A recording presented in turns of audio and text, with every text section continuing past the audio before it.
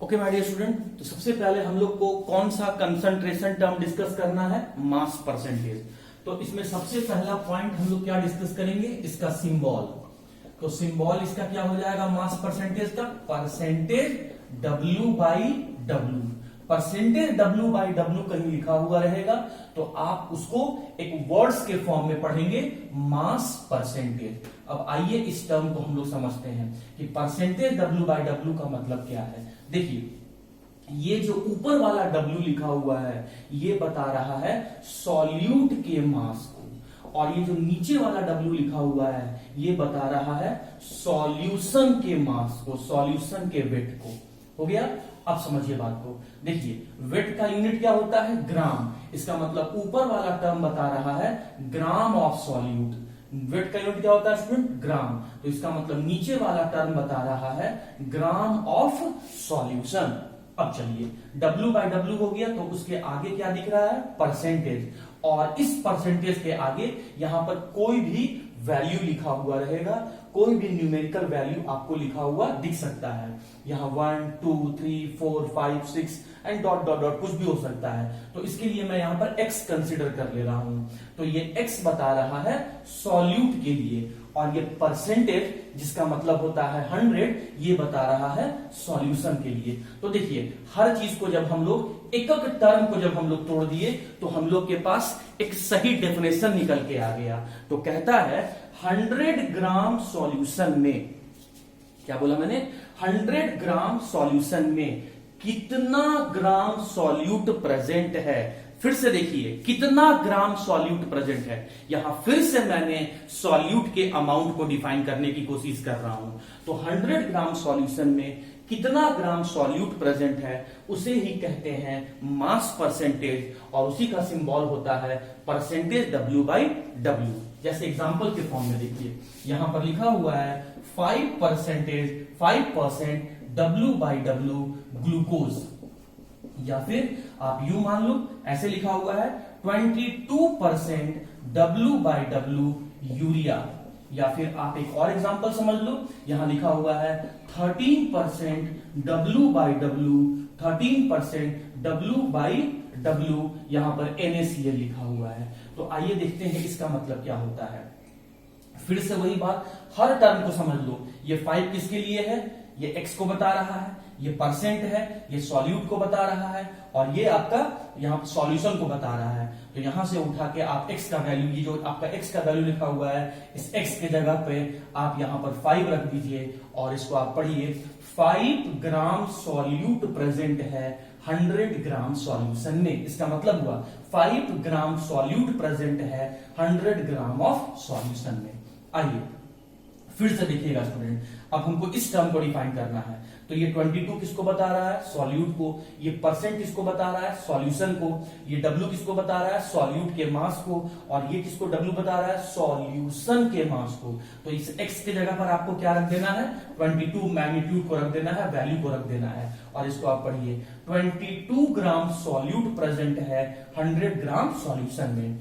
अब इसमें आ गई स्टूडेंट, तो उम्मीद करते हैं ये आप खुद भी बोल सकते हैं, खुद भी समझ सकते हैं। तो ये x का वैल्यू आपको दिया हुआ है, तो x की जगह पर आप ये वैल्यू को रखें और अब इसको पढ़ना शुरू करें। क्या बोल रहा है इसके बारे में? 13 ग्राम सॉल्यूट प्रेजेंट है, 13 ग्राम सॉल्यूट प्रेजेंट है 100 ग्राम सॉल्यूशन में। अब समझिए, सॉल्यूट का नाम भी आपको लिख के दिया हुआ है। क्या दिया हुआ है? ग्लूकोज। क्या दिया हुआ है? यूरिया। क्या दिया हुआ है? NaCl। तो अब यहां पर सॉल्यूट का वैल्यू और सॉल्यूट का नाम रख दीजिए, और इजी वे में पढ़ सकते हैं। जैसे अगर मैं यहां से पढ़ूंगा तो यहां से पढ़ूंगा 5 ग्राम ग्लूकोज प्रेजेंट है 100 ग्राम सॉल्यूशन में। अब यहां से पढ़ेंगे, x का वैल्यू रखिए, सॉल्यूट का नाम रखिए, 22 ग्राम यूरिया प्रेजेंट है 100 ग्राम सॉल्यूशन में। फिर वही बात, x का वैल्यू रखिए, सॉल्यूट का नाम रखिए, क्या पढ़ेंगे इसको? 13 ग्राम NaCl प्रेजेंट है 100 ग्राम सॉल्यूशन में। तो किसी भी सॉल्यूशन में कितना सॉल्यूट प्रेजेंट है 100 ग्राम सॉल्यूशन में, उसे ही हम कहते हैं मास परसेंटेज। Mass percentage. तो स्टूडेंट, दूसरा चीज था डेफिनेशन। डेफिनेशन मैंने आपको बता दिया। अब आते हैं इसका डेरिवेशन।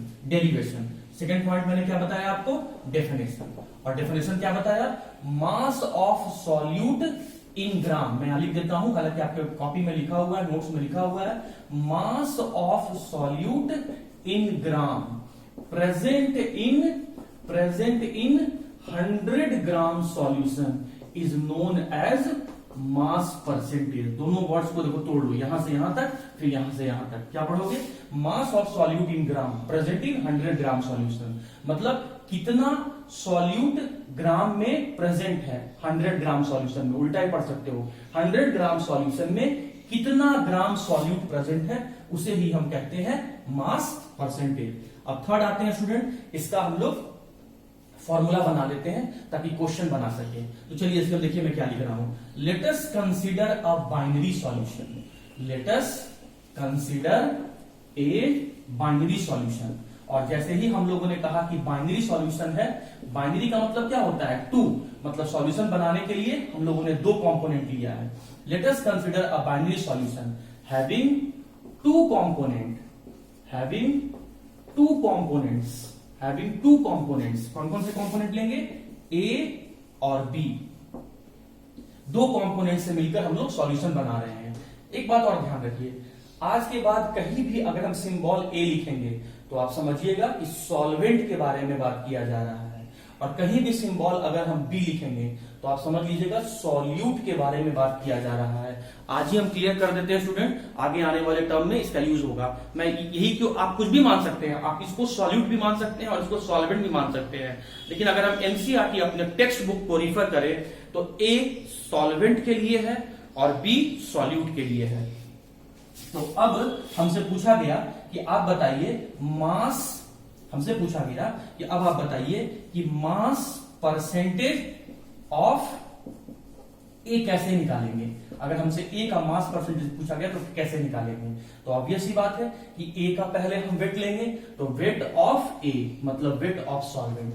नीचे क्या था, टोटल, तो टोटल कैसे निकालेंगे, सॉल्यूशन का कैसे निकालेंगे, weight of the first component plus weight of the second component. ये ए का वेट हो जाएगा और ये टोटल हो जाएगा। यहां अगर ये ए के बारे में पूछ रहा है तो ये पूरा सॉल्यूशन के बारे में बता रहा है, और परसेंटेज के लिए हम लोग क्या करेंगे, इनटू 100 कर देंगे। तो ये फॉर्मूला निकल के आ गया।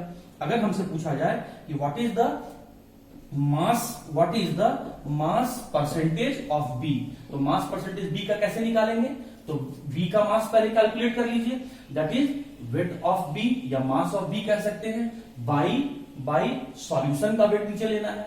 तो सॉल्यूशन कैसे निकालेंगे, जितने कंपोनेंट है सभी को जोड़ दीजिए, that is weight of A plus weight of B, और अगर परसेंटेज निकालना है तो क्या करेंगे, इनटू 100 कर देंगे। तो अगर आप ये टर्म याद रखते हैं तो बहुत इजी वे में आप इस टॉपिक का न्यूमेरिकल कर सकते हैं। तो फर्स्ट में मैंने आपको सिंबल बताया, सेकंड में मैंने आपको डेफिनेशन बताया, और थर्ड में मैंने आपको फॉर्मूला बता दिया।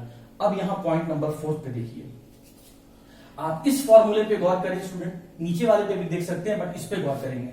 क्या न्यूमरेटर में या फिर डिनोमिनेटर में कहीं भी वॉल्यूम लिखा हुआ है, नहीं लिखा हुआ है। इसका मतलब मास परसेंटेज में वॉल्यूम इंक्लूड नहीं रहता है। मास परसेंटेज को डिफाइन करने के लिए हम लोगों ने वॉल्यूम का हेल्प नहीं लिया है। सिंस ये टर्म वॉल्यूम से रिलेटेड नहीं है, वॉल्यूम से जुड़ा हुआ नहीं है, इसीलिए मास परसेंटेज जो है वो टेम्परेचर इंडिपेंडेंट होता है। अब मैं यहाँ पे 4th पॉइंट लिख रहा हूं, इसके लिए मैं थोड़ा सा जगह यहां से इसको मिटा रहा हूं, ये आपके नोट्स में सब सारा पॉइंट लिखा हुआ है। तो 4th पॉइंट क्या होगा कि मास परसेंटेज जो है ये टेम्परेचर इंडिपेंडेंट को टर्म्स है, टेम्परेचर इंडिपेंडेंट टर्म है, मतलब टेम्परेचर पर डिपेंड नहीं करता है।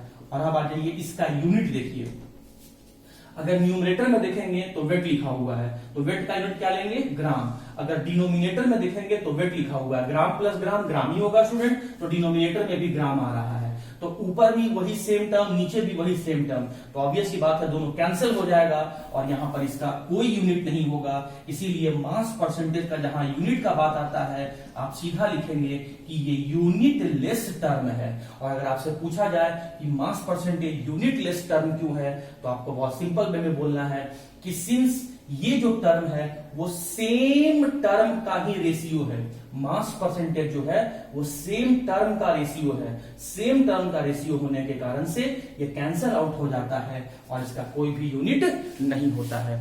तो उम्मीद करते हैं मास परसेंटेज में ये 5 points, first point symbol, second point definition, third point उसका फॉर्मूला, फोर्थ पॉइंट टेम्परेचर के साथ क्या रिलेशन है और फिफ्थ पॉइंट इसका यूनिट क्या है, आपको समझ में आ गया होगा। अब हम सेकंड पॉइंट में आते हैं स्टूडेंट, और वो हो जाएगा आपका वॉल्यूम परसेंटेज। मतलब वॉल्यूम परसेंटेज का क्या मतलब होता है, सेकंड में